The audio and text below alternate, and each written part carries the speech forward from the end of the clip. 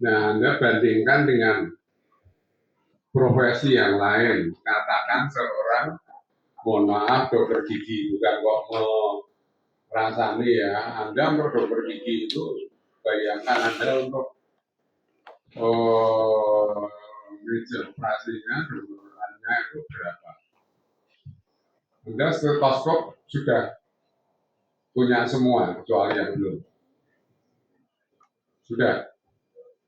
Belum. Ya pinjam. Ya, pertama kali nggak perlu yang bagus-bagus. Langsung ya. Stetoskop, jadi hipertensi ini sangat banyak kasusnya, dan memang sebagian besar ini adalah bagian dari jantung. Karena apa? Karena hipertensi esensial itu sebabnya tidak diketahui, ya. Hipertensi yang sekunder itu hanya sekitar 4-5% itu karena stroke, bisa karena penyakit ginjal kronik, bisa karena diabetes, bisa karena penyakit-penyakit endokrin, itu nanti masuk ke bagian mereka, ya. Katakan kalau memang penyakit ginjal kronik, ya nanti mungkin perlu dialisis dan sebagainya. Stroke ada penanganan khusus untuk hipertensinya. Kemudian untuk yang endokrin juga ada penanganan khususnya. Secara umum ini memang punyanya hipertensi dan penyakit jantung hipertensi. Biasanya pasiennya tidak mengeluh sehingga ini disebut dengan silent killer, ya. Silent killer. Oke.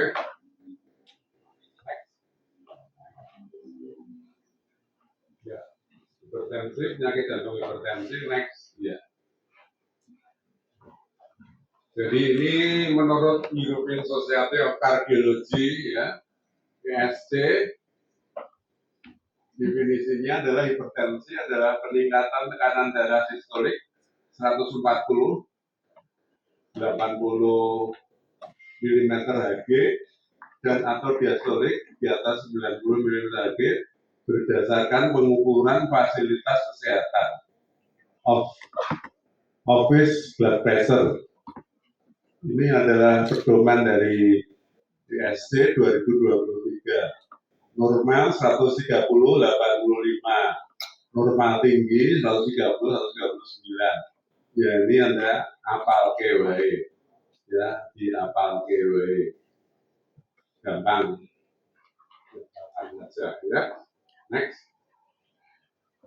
Nah, ini berdasarkan, jadi hipertensi itu macam-macam pembagiannya. American Heart Association AHA, American College of Cardiology 2017, Elevated 120/129, stage 1, stage 2, ya, ini American Heart Association. Kebanyakan kita jantung di Indonesia itu mengarah ke Eropa, ya, jadi ke ESC, European Society of Cardiology. American Heart Association sih ya ada juga, tetapi kebanyakan kita mengarah ke Eropa. Ya, oke. Next. Ini yang tadi saya sebutkan, ini adalah silent killer. Karena apa? Tidak ada keluhan, tahu-tahu dia tensinya tinggi. Kemudian katakan pasien sudah tensi 190, 120, tahu-tahu kreatininnya sudah 3,4. Nah, berarti ada penyakit ginjal kronik. Atau mungkin dia juga ada menderita suatu diabetes yang kronis, ya, dengan pengobatan yang tidak pas. Ya, dia silent killer, tahu-tahu sudah terlalu jatuh dalam kondisi yang kronis.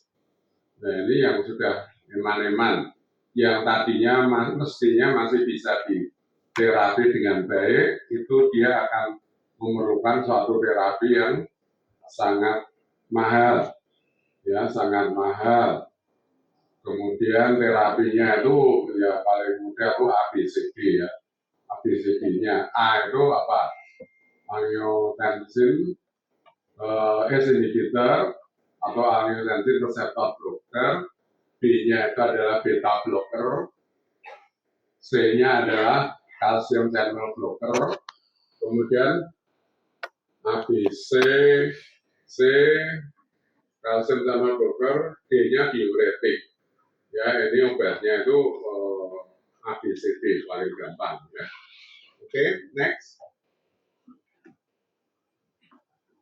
Obatnya ini ya, jadi ras. Renin, angiotensin, aldosterone system. Anda di sini tuh gampang ya. Mudah itu sekarang cari di Google, semua googling itu sudah ada. Apalagi kalau dengan AE dibantu dengan Gemini, dibantu dengan A itu lebih cepat ketemu apa yang Anda cari. Semuanya termasuk juga PPT-nya ya, PowerPoint-nya itu semua sudah ada. Zaman saya dulu kuliah itu, bayangkan, jadi adanya harus datang masuk ke perpustakaan. Perpustakaannya itu aja bukunya ribuan ya, ribuan. Itu harus kenal baik dengan orang-orang perpustakaan. Mau cari yang kayak apa itu repot, harus baik-baik. Sekarang kamu googling sendiri, cepat mencari dan ketemu sesuai dengan keinginanmu. Oke. Next. Jadi ini ras, renin, angiotensin, aldosterone system pathway. Ya, jadi renin ini akan mengubah angiotensin 1. Ya, angiotensin 1 ini suatu S dirubah menjadi angiotensin 2. Ya, ini semua ada di Google ya. Ginjal.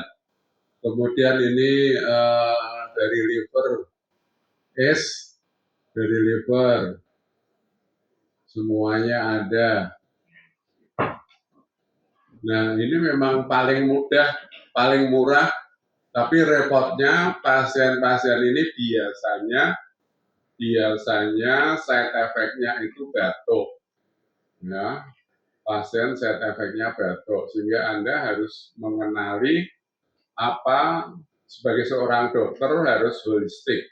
Apa yang Anda berikan, ya, Anda harus tahu obatnya apa. Jadi onset of action-nya, site of action-nya, duration of action-nya, kemudian side effect-nya, sehingga Anda harus bisa mengantisipasi.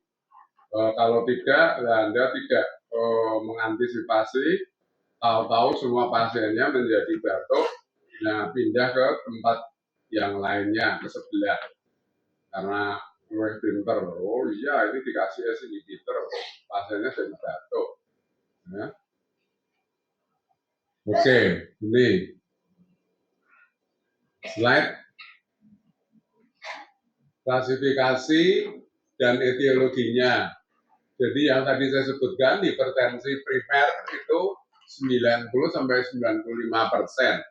itu adalah yang bertanggung jawab dokter ahli jantung.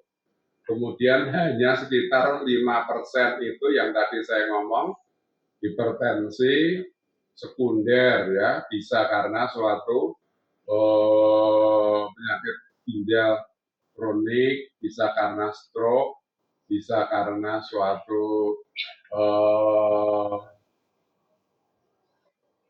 diabetes atau suatu sebab yang lain, atau mungkin suatu koartasio dari aorta. Ya, coba Anda lihat koartasio aorta dicari.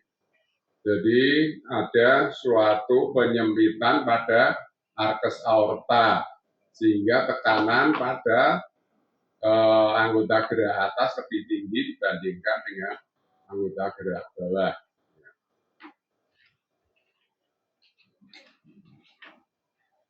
Hipertensi sekunder, penyebab pentingnya ginjal kronik, hiperarteriosklerosis primer, piokromositoma, stenosis arteria renalis, OSA, obat NSAID. OSA itu obstructive sleep apnea. Ya, jadi orang-orang yang kegemukan itu bisa terjadi gangguan tidur, obstructive sleep apnea. Ya, tensinya juga bisa tinggi. Jadi tidak mesti harus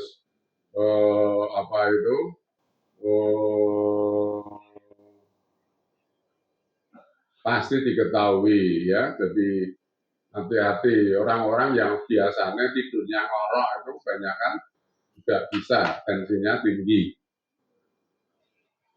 Stenosis arteria renalis bilateral ya.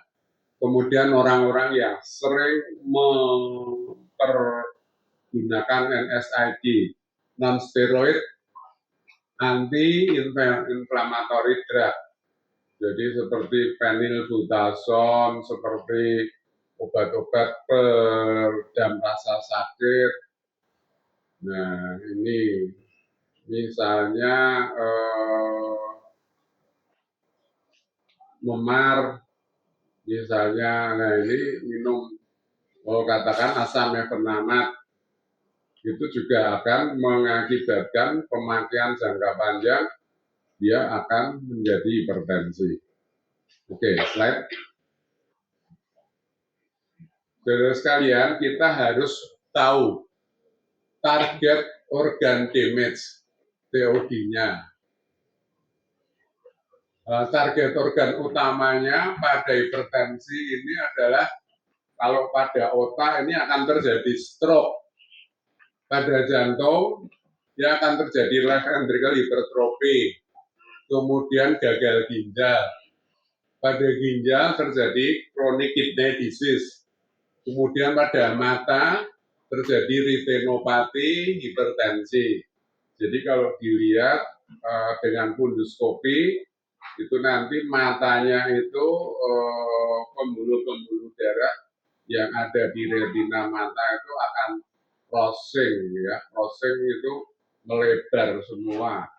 Kemudian kayak apa itu namanya? Gambaran dari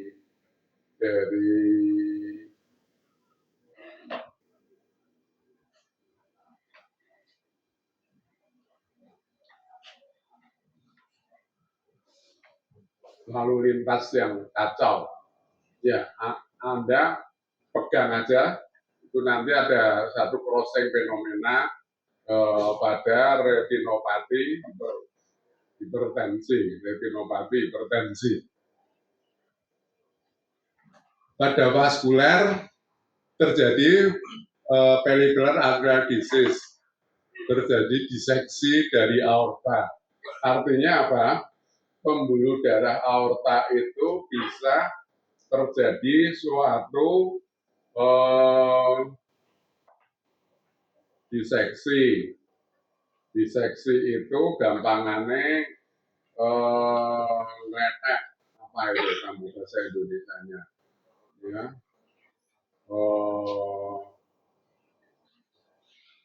Pasiennya nyeri sekali ya, diseksi aorta. Mungkin dikira suatu infak miokard akut, tapi itu bisa karena diseksi dari aorta. Slide. Penyakit jantung hipertensi. Nah, yang disebut dengan penyakit jantung hipertensi ini adalah hipertensi yang sudah manifest terjadi pembesaran dari atrium dari ventrikel kiri. Ya, jadi ada suatu LVH, left ventricle hypertrophy. Ya, hipertensi jangka panjang ini terjadi suatu LVH, left ventricle hypertrophy. Ini disebut dengan penyakit jantung hipertensi. Jadi kalau belum terjadi pembesaran ventrikel kiri belum bisa disebut dengan penyakit jantung hipertensi.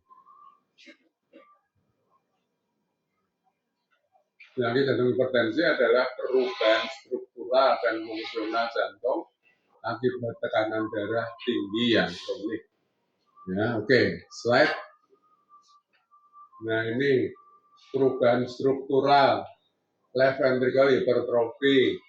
Nah, ini kalau di bagian jantung kita bisa melihat ini dengan pemeriksaan ekokardiografi.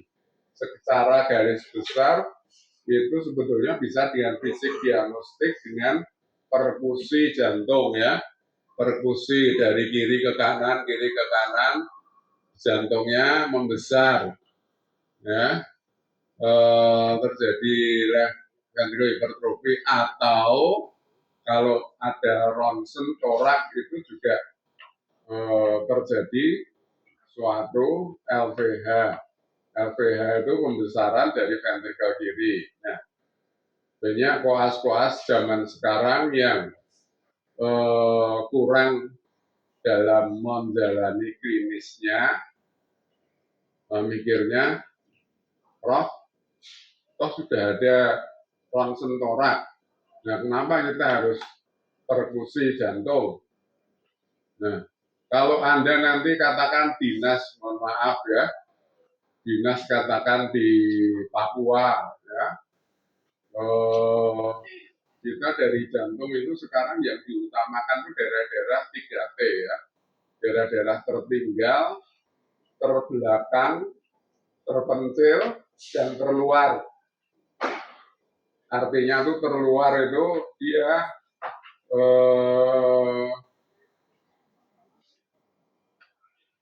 terluar dari Indonesia ya, katakan dari daerah Sambas. Ini dari Sambas, Dokter Gani Sambas ya.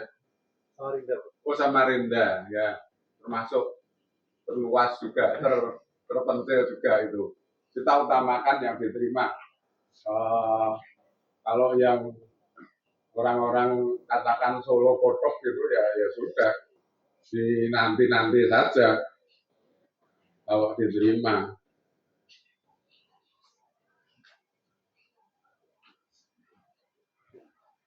Ada itu koas, Prof. Nah, untuk apa kita harus fisik diagnostik? Kan sudah ada ronsennya. Nah, iya ronsen daerah-daerah katakan ada rumah sakitnya, puskesmasnya maju. Nah, kalau daerah-daerah katakan daerah terpencil, ya bisa. Kamu nggak akan bisa kerja di sana. Kalah sama dukun-dukun itu apa namanya, mohon maaf ya, masih banyak loh orang-orang Indonesia yang dari suku-suku tertentu yang katakan patah tulang itu bisa menyembuhkan dengan hanya pakai obat-obatan tradisional, dipakai apa itu namanya, minyak urut. Nah, itu bisa itu teman-teman dari ortopedi itu bisa sampai geleng-geleng kepala. Ternyata ya memang keahlian orang-orang itu memang seperti itu. Jadi jangan menyepelekan ilmu-ilmu kedokteran kuno juga ya. Oke, ini membesar. Slide. Remodeling miopat. Ya. Nah, hipertrofi konsentrik penurunan komplain, fungsi diastoliknya turun. Nah, kalau dilihat nanti Anda belajar patologi anatomi, dilihat di bawah mikroskop, ini nanti akan kelihatan otot-otot jantungnya melebar. Otot jantungnya melebar di patologi anatominya. Nah, ini nanti dengan ekokardiografi juga akan kelihatan. Ekokardiografi, otot-otot jantungnya itu tidak teratur, ya, kerjanya, dan kontraksinya itu tidak dalam memompa darah dia akan menurun. Istilahnya ejection fraction-nya, fraksi ejeksinya menurun, sehingga orang awam menyebutnya sebagai gagal jantung. Jantungnya lemah, kakinya bengkak, kerja sedikit aja capek, ngos-ngosan. Oke, next. Spektrum klinisnya, LVH-nya itu bisa asimptomatik, kemudian diastoliknya ini gangguan, ini dengan pemeriksaan ekokardiografi. Haspeller terjadi gagal jantung dengan preserved ejection fraction. Ejection fraction-nya masih cukup baik, atau mungkin reduce ejection fraction-nya kurang dari 50%, ya, atau pasiennya terjadi aritmia miopat, ya, aritmia, kemudian biasanya ini tadi gagal jantung, bengkak, GVP-nya meningkat, ya, GVP meningkat, kakinya bengkak. Nah, ini diterima saja, nanti secara klinis Anda masuk jadi koas, nanti masuk di rumah sakit, nanti akan kita ajari bagaimana cara memeriksanya. Slide.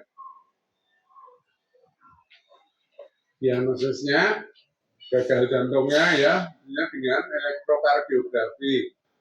Jadi kriteria Sokolov-Lyon, kita akan bisa melihat apakah sudah terjadi suatu pembesaran dari ventricle kiri, ya, LVH menurut Sokolov-Lyon, ya.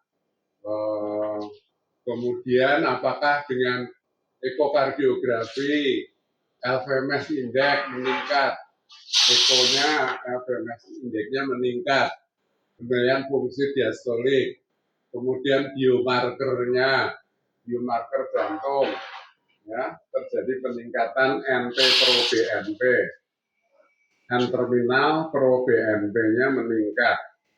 Ya, ini kalau kamu baru mendengar mungkin jadi bingung.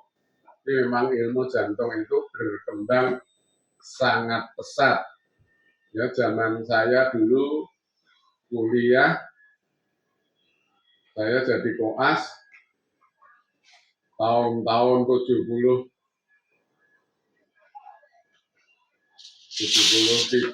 kemudian saya jadi PPDS tahun 75, itu sudah berkembang pesat sekali.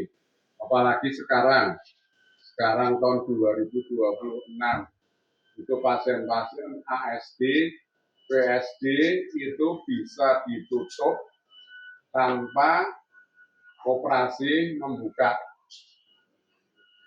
membuka jantung, tidak menggergaji, kemudian juga cukup dengan suatu fluoroskopi, tidak perlu dengan suatu zat kontras. Itu kemajuan dari bidang jantung luar biasa, sehingga secara kosmetis luar biasa, ya, ilmunya sangat berkembang dengan pesat. Ya, slide. Tata laksananya, ya, obat-obat pilihannya ACE inhibitor, ARB, calcium channel blocker, diuretik, beta blocker, kemudian pencegahan remodeling, dengan obat-obat mungkin arni, ya, sakubitril, valsartan. Udah kamu telan aja dulu. Ini untuk pengetahuan kamu. Slide. Hipertensi emergensi. Apa yang disebut dengan hipertensi emergensi? Disebut emergensi apabila diperlukan penurunan blood pressure segera dalam waktu beberapa saat, beberapa menit sampai jam. Bagaimana kalau nggak diturunkan? Nggak diturunkan bisa meninggal dunia. Ya, ini yang disebut dengan emergency. Slide. Tekanan darah katakan naik 180-120 mm Hg dengan kerusakan dan organ akut. Jadi pasien ini biasanya pusing sekali, kemudian juga bisa dia diikuti dengan stroke. Ya, pusing sekali, sepalgia, diikuti dengan stroke, diplopia, matanya pandangan double. Ya, ini harus segera diturunkan dengan obat-obatan yang injeksi. Jadi ini berbeda dengan hipertensi yang urgensi. Kalau hipertensi urgensi tanpa target organ yang akut. Jadi tidak ada katakan retinopati hipertensinya, ya. Oke, slide.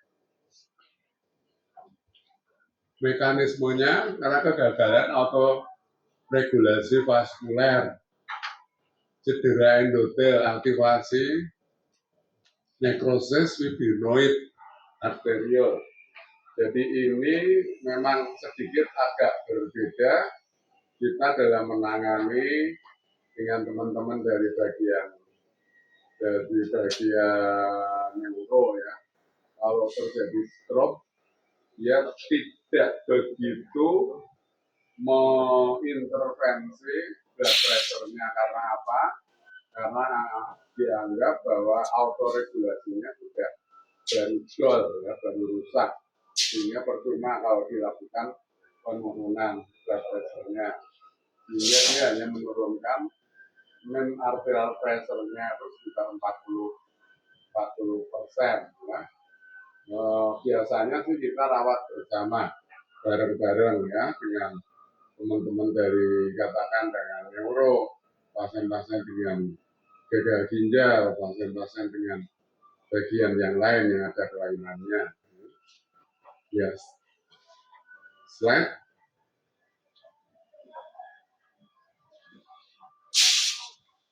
Ya.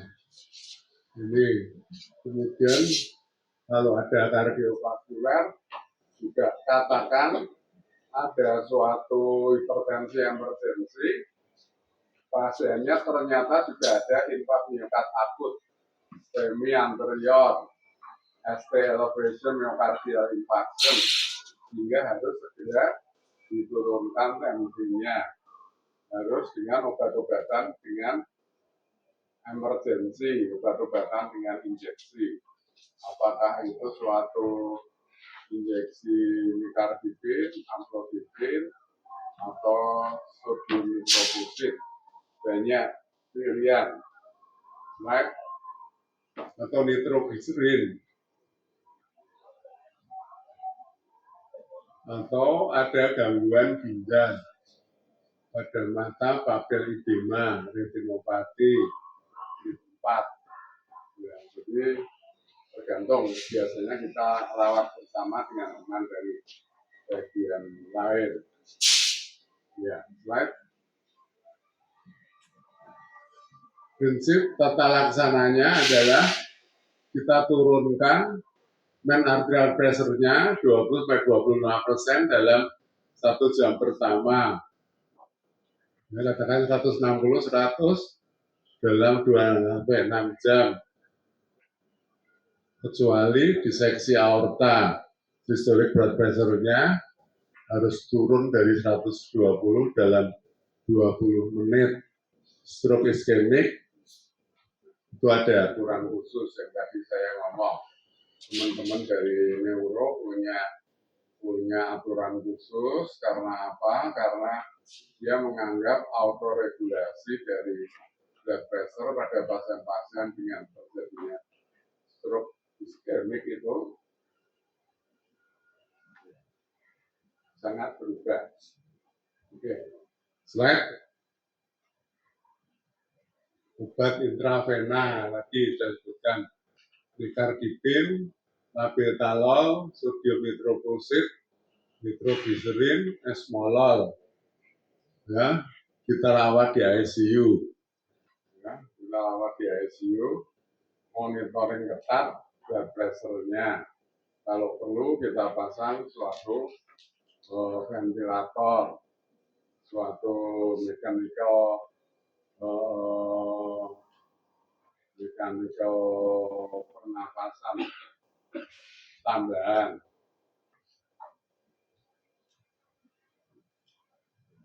Kalau sudah masuk ke ventilator biasanya sangat mahal itu perawatannya, walaupun juga masih bisa ditanggung oleh BPJS. Baik. Algoritma praktisnya, pasien dengan blood pressure 200-120, apakah ada kelainan neurologis, jadi dada ada tidak, nah, kita lihat nanti ada target organ damage-nya atau tidak. Kita harus tetap rawat di ICU dan obat anti hipertensi secara injeksi dan observasi. Ya, slide. Kelihatannya mudah ya, mudah atau tambah bingung. Komplikasi jangka panjang, stroke-nya bisa berulang, gagal jantung terminal, CKD stadium akhir, aritmia fatal, kematian kardiovaskuler. Nah, gagal ginjal terminal akhirnya. Ya. Kalau sudah dibilang terminal itu yang terakhir. Slide. Take home message-nya, jadi yang perlu Anda pegang, hipertensi adalah faktor resiko kardiovaskuler nomor 1. Penyakit jantung hipertensi dimulai dari LVH, disfungsi diastolik, gagal jantung. Hipertensi emergensi adalah kegawat daruratan medis. Penurunan tekanan darah harus bertahap dan terkontrol. Pencegahan lebih efektif daripada terapi komplikasi. Ya. Ini yang penting. Karena apa? Karena yang tadi tetap pesan saya, hipertensi adalah suatu silent killer. Silent killer. Tahu-tahu dia tensinya sudah sangat tinggi dan sangat membahayakan. Padahal tadinya tidak banyak keluhan. Ternyata, dia kreatininnya sudah tinggi. Ternyata diabetesnya tidak terkontrol. Ya, saya kira itu. Mungkin sedikit ada pertanyaan. Silakan.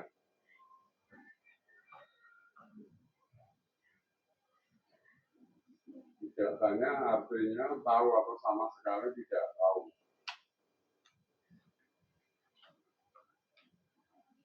sama sekali bingung. Yang penting dalam mengobati hipertensi jangan sampai kita memberikan beban hipertensi, beban terjadinya penyakit yang lain. Misalnya, gimana Prof? Nah, paling murah hipertensi itu obatnya adalah hidroklorotiazid, HCT. HCT itu efektif menurunkan blood pressure, tetapi dia mempengaruhi metabolisme gula. Sehingga pada pasien-pasien yang mendapatkan HCT, hidroklorotiazid itu biasanya muncul diabetes. Nah, inilah yang saya ngomong. Jangan terjadi justru yang tadinya tidak punya diabetes malah jadi muncul diabetes.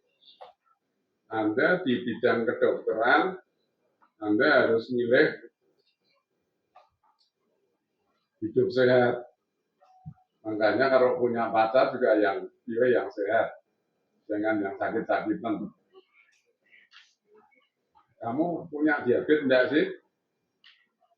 Kok kayaknya kamu manis-manis saja sih? Wah, ini gumbal-gumbalan itu ya. Hati-hati. Soalnya mohon maaf ya, diabetes, orang tua diabetes, bapak atau ibunya itu menurun. Pasti menurun. Dan mau tidak mau, dia pasti akan jatuh di dalam penyakit ginjal kronik. Pasti itu repot. Makanya kalau kamu cari, mumpung masih belum jatuh cinta yang mati-matian itu, jangan. Kamu kelihatannya kok manis-manis itu. Kalau gunanya sih, kamu sok sering lihat Surya enggak? Arisan. Ini tidak ngomong itu ya orang mudeng.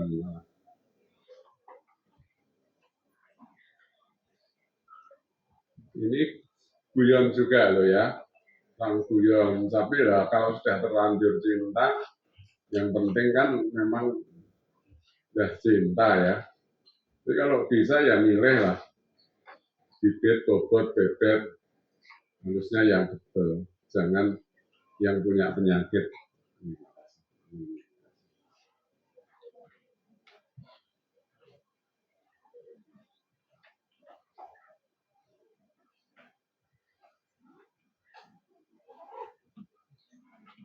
Ada orang tuanya yang punya diabetes. Ada. Ya, sudah. Makanya Anda perlu jadi dokter bisa memberi pengobatan pada keluarga. Minimal seperti itu. Ya.